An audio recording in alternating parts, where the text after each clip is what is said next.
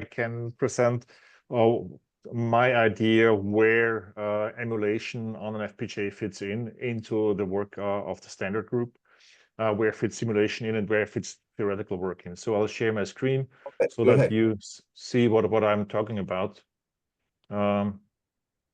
Is it this one here? The sharing is on, so you should be able to share. Yeah. Just try to figure out layout. Should it be this one here? Yep, we can see it. Okay. So I'll just keep it that way so that I can see everything on my screen. So the purpose of the invitation, a little bit to my background of standardization. So we worked in 2017 at the RISC-V group on the standardization of the RISC-V instruction architecture, where we were not involved in the basic instruction architecture, but we were part of the of RISC-V, so we knew how the process goes, how the voting goes. But what we really worked on is the RISC-V bit manipulation standard. That was pretty much written by us. There was a first attempt, it was a total failure, and then we started the bit manipulation standard verification or the standardization for the instruction set for bit manipulation. And this is my background. I am not a very experienced standardization guy, as many of you are, so just please keep in mind that I'm new to that and I don't have that much experience, but I just want to present my thinking. So what I've seen in the RISC-V working group is that you have your mailing list, you have your papers, you have your thoughts, and this is mainly this first aspect where you go through mailing lists, you go to work papers, you have a lot of previous knowledge from other standardization groups, which plays a role in this standardization group, where a lot of people come to the group and say, hey, I want to have it better because the old thing didn't work. We want to improve it. So the idea storms happen here, the discussion happens here. You have theories about how things might work better with a new standard, with a new technology, with the new use cases. So this is like where we discuss about promise theory, static time analysis, resilience, validation, former ATM properties, ATM protocols, promises. So all that kind of interesting stuff happens here. Also with the evaluation of different protocols, different use cases, different industries. This is verbal textual discussion. Here people bring information they have experience with, they have competence. I'm not into that, so I'm not a network guy. But the first thing to validate the ideas is when you go into simulation. And Paul, you said you have your first simulation. So you simulate your theory, you implement them in simulation. What you usually have on speed is you might achieve a 10 megabit wire speed. What you want to do when you prove your models, you want to scale down the wire delay so that the wires are not too fast. You really want to have a proper a digital twin of your hardware you're working with. You have scaled down memory speed. You might work with a subset of data volume from the use cases. And in that stage, you gain a lot of knowledge.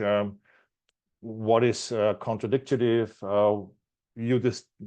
You describe ideas. And this is what happens in the Linux environment, where people bring ideas, they bring implementation, and then you demo it. Like I adopted here the concept of demo or die, because when you show something, when you show with simulation results, you show your waveform and say, hey, look, I can achieve this kind of latency when I write to memory. I can shortcut that thing, and I've done it in an experiment.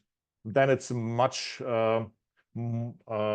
denser argument than when you just come with an argument, say, yeah, I did it when I was 15 years back in that. And the outcome of that stage of simulation, I consider as writing the formal properties which form the standard. And you can do the simulation, the test bench, the protocol execution in simulation. This is not our domain, so we can do that. We simulate digital circuits, but this is nothing where we can contribute. The next step would then be to say, okay, let's go from simulation to emulation, where all the ideas which turned out to be valuable in the simulation stage get implemented on an FPGA. The advantage there is that you get 100 times higher speed, so you can work with real world data volume, so you can attach your PCI Express card with a new protocol to really the higher layers. The upper layers, you can really execute real world workload on the implementation on the FPGA. It's still much slower than an AC because that might run with a wire speed of 1 gigabit. But when you have a real silicon implementation, then you run 100 times faster. So I would always scale down from the silicon, from the state of the art down to the FPGA, so that we have the same balance between memory speed, line speed, latency, so that the knowledge gaining we have here in the emulation also can be used during a silicon tape-out. Such a silicon tape-out, yeah, is very expensive. 2 million, 5 million, 10 million, that's really very expensive. And by that time, you want to make sure that your implementation, your standard is really compatible with the workload you intend to do, which brings the performance.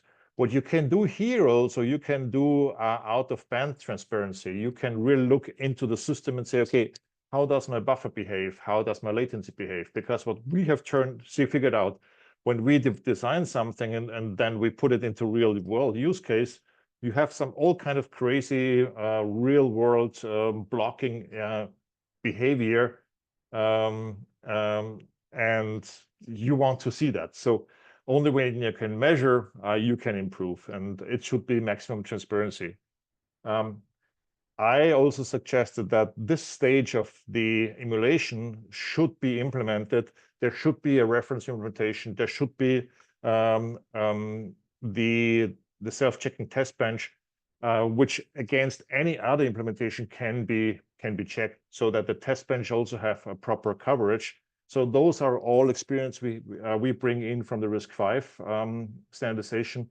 You have the golden model, but we also had the formal properties we could use to verify any other implementation on the instruction set architecture. Yeah, this is the thing you gain from the FPGA. You have real world use cases, you have real world data, you work at the 1% speed of the maximum speed out. And why I am here in that group is that as a small and medium enterprise, our interest is to really help those who have ideas to implement that ideas, to trust that ideas, to implement ideas, to work with real problems, real world data, and see where that leads us. So that's it for me. What you're showing on the screen there, is that an 8-port NIC of some kind? Yeah, that's an Kintex FPGA, which you can put 8 gig of RAM with 64-bit bandwidth. So there you can have about 50 gigabit per second. You have quad SFP interface here with 10 gigabit interfaces.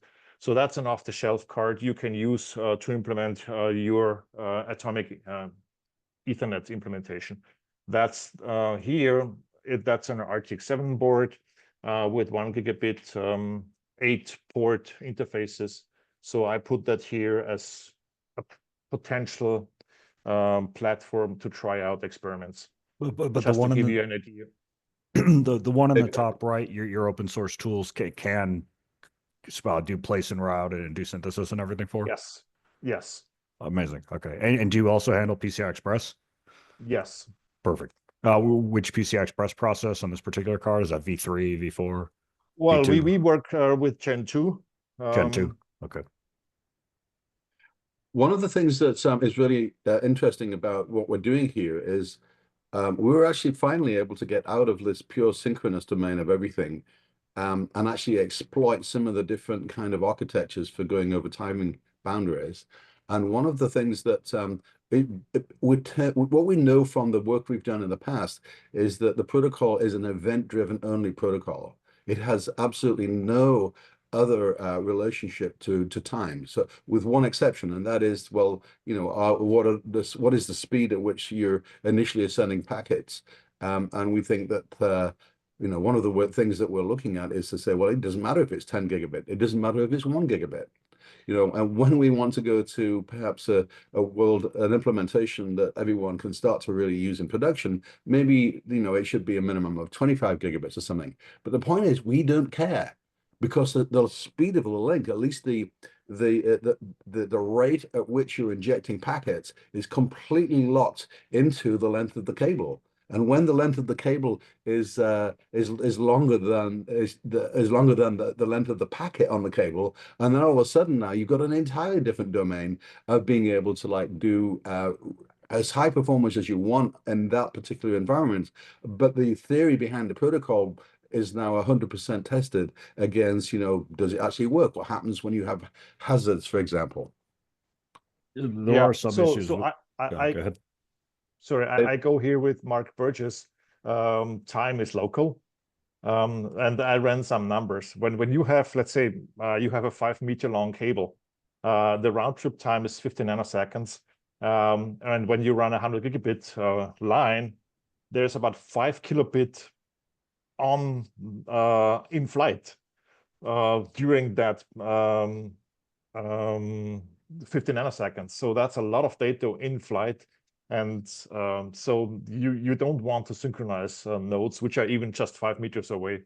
But this is all like a discussion on the protocol side, where you say, okay, what does that mean for the protocol? How large are the package? How do you recognize that? So that's the interesting part here.